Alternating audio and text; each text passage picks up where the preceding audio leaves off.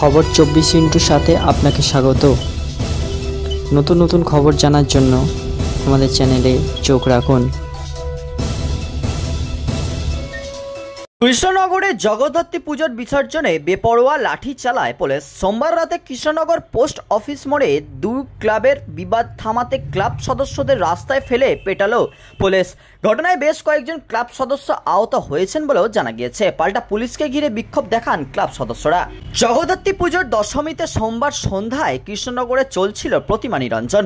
কৃষ্ণনগর শহরের প্রথা অনুসারে প্রথমে প্রতিমা নিয়ে যাওয়া হয় রাজবাড়িতে, সেখান থেকে জলঙ্গির ঘাটে বিসর্জন দেওয়া হয় প্রতিমাকে। অভিযোগ, কে আগে রাজবাড়ি যাবে তাই নিয়ে দুটি ক্লাবের মধ্যে সংঘর্ষ বাঁধে যায়। অভিযোগ, সেই সময় বাঘাডাঙ্গা বারোয়ারি পুজোর সদস্যদের উপর লাঠি চালাতে শুরু করে পুলিশ। প্রকাশ্যে রাস্তায় ফেলে পেটানো হয় ক্লাবের সদস্যদের। বিসর্জনের শোভাযাত্রা দেখতে তখন রাস্তার পাশে হাজার হাজার মানুষের ভিড়। পুলিশের রণমূর্তি দেখে আতঙ্কিত হয়ে পড়েন তারাও। ধাক্কাধাক্কিতে ভেঙে যায় রাস্তার পাশের ব্যারিকেড।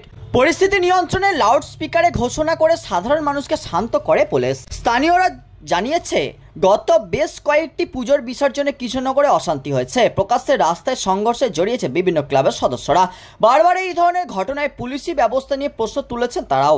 বিসর্জনকে ঘিরে বারবার সংঘর্ষের ঘটনায় কোনো ইন্ধন রয়েছে কিনা সেই নিয়েও প্রশ্ন উঠেছে। ব্যুরো রিপোর্ট, খবর 24/7।